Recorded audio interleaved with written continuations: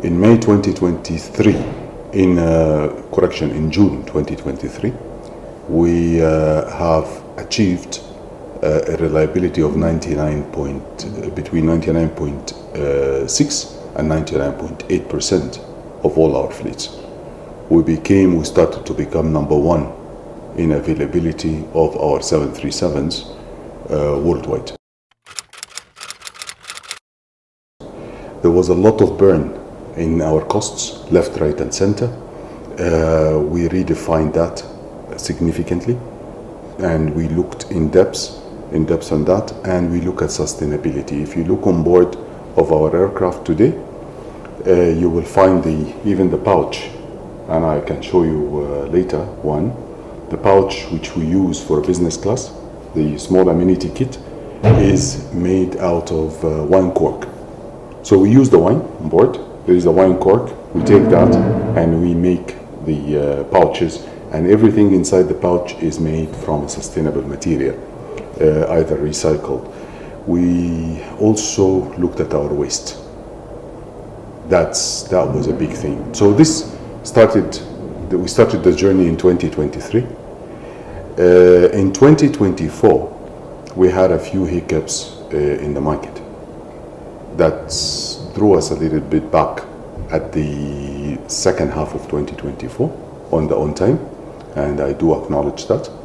And the market, there was a supply chain issues for spare parts, and it really hit us a bit. We have now a repair approval. We can do a repair, but in the future we're looking to have a paint for a full aircraft for a specific types we have. This is one with a collaboration, and we are in talks currently with other OEMs and other suppliers to come and support us with this for a few years. Then we take over as the rest of the shops, to be owned and run by Kenyans, by Kenya Airways. The second one is the engine shop. Engine shop, it needs a bigger number of engines, so we are waiting to have our fleet to grow, because we don't want to use it only for Kenya Airways. We want the revenue generating. Engine shop costs a lot, even with manufacturing with if you manufacture with GE, if you joint venture with GE, joint venture with Rolls-Royce or other engine manufacturing. It's something we look forward to. However, we need to be careful that we need to have the right number of engines available within the region, so we can use it. We can actually better utilize and optimize this engine shop, so it can be cost effective as well. The third thing is landing gear. You know, the landing gear, we do an overhaul for the landing gear. This is the third thing we will love to do in the future as well. Those are the three main elements we don't have.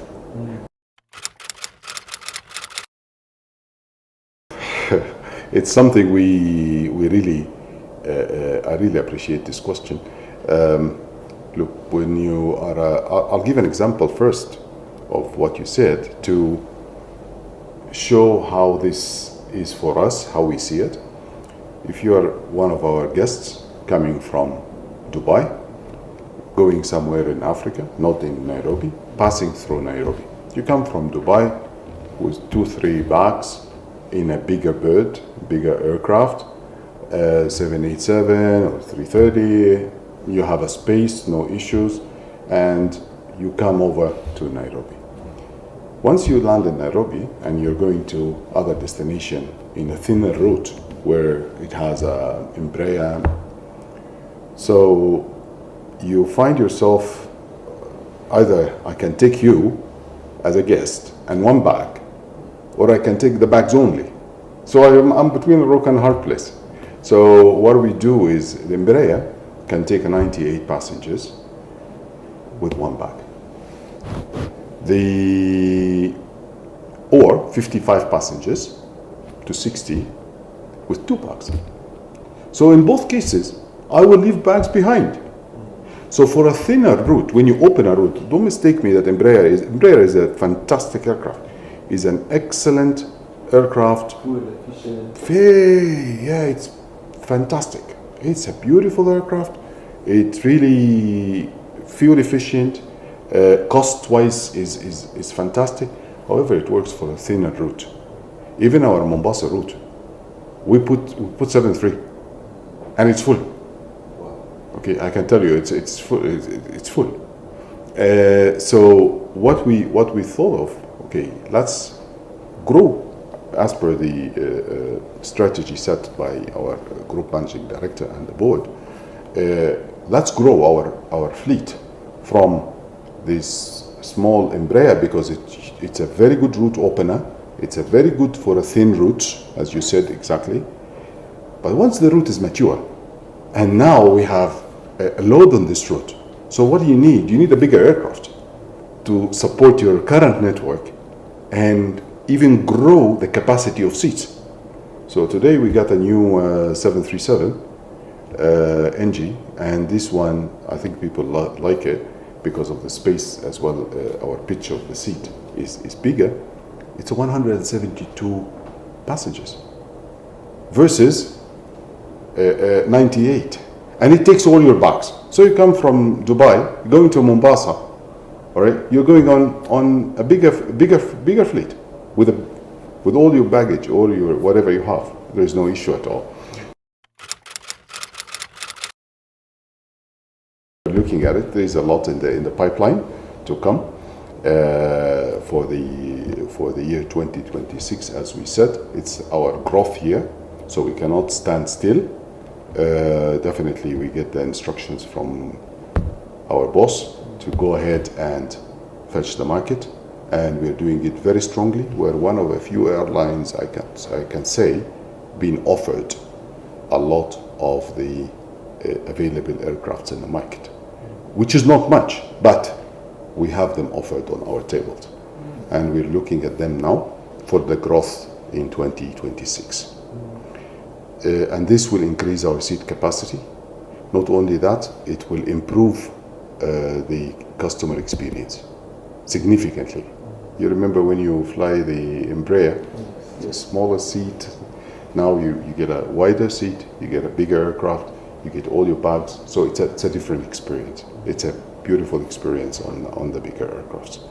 Not only that, we're looking as well at the Boeing Dreamliners.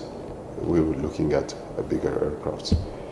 Having said this, so 4 aircrafts have been sold. We have 2 aircrafts also Embraers. The lease is over, so the lessor decided to take them back. One more thing we need to be mindful of: the engine overhaul or replacement. When it comes to a time, we do an overhaul by cycles. When it comes to the time that you need to overhaul the engine, for 2 engines, it's cheaper to get a new aircraft, for Embraer specifically, cheaper than overhauling the 2 engines. So I don't want to speak about costs, exact numbers, but today the aircraft can cost me 15, 16, 14 million or so to buy an Embraer, and the engine overhaul or getting it can cost me almost the same, 14 or 15. So which one? At the whole aircraft. So I would rather go for a whole aircraft better than getting closer and waste money, except if we're going to keep those Embraers forever. Yes, all aircraft within our portfolio are under the umbrella of, okay, let me put it. We used to have an EASA license before, and due to COVID and after COVID, we could not maintain that EASA license because there was a requirements financially. There was some requirements to enhance our workshops, to enhance our facilities, and at the time we could not maintain, so we surrendered the certificate in 2022, and the management at the time took the decision that even if we surrender, we have to get it back. We got it back, the EASA 145. So we currently approved EASA 145. We can maintain any aircraft coming from Europe. And what does it do to us also? What is it as a cost optimization? Today, when you redeliver the aircraft back to the lessor or you sell it to someone, he needs an EASA approved MRO to check this aircraft. So who's the EASA approved? We are. So now we do it in-house. We used to do it in Europe, and you need to pay per day for them. Now it's maintained here, done here in Nairobi, except one thing, which is the paint. If a full paint is required, then we do it there. If only touch-ups, we do it here in Nairobi, just to remove the logos and all this and return it back to the lessor. The rest, so it saved us, I think in 2 aircrafts recently, the ones returning back, Embraer's returning back, it saved us something like, in each aircraft, $350,000. Just the day we received the license, the certificate, it saved us this. And we are, follow-up is happening in a yearly basis, so we have them come in next September. They will do inspection on us next September. We got it end of last year, beginning of this year. So we achieved it, and thanks to the hard work of the team, and thanks to the management for the support from our board and our boss. We need to maintain all of those and even stress more on cost saving. And cost saving, it doesn't mean cut cost. Cost saving means the waste, whatever wastes we have to ensure that we either stop it or reutilize these wasted elements. The second thing is we need to grow. There is nothing in the airline business called shrink. Shrink, it means shrink is by shrinking the cash, increasing your fleet. This is the shrink for the airline. You need to grow your fleet. Again, to your point, demand is there, so we grow our fleet to make more supply for this demand.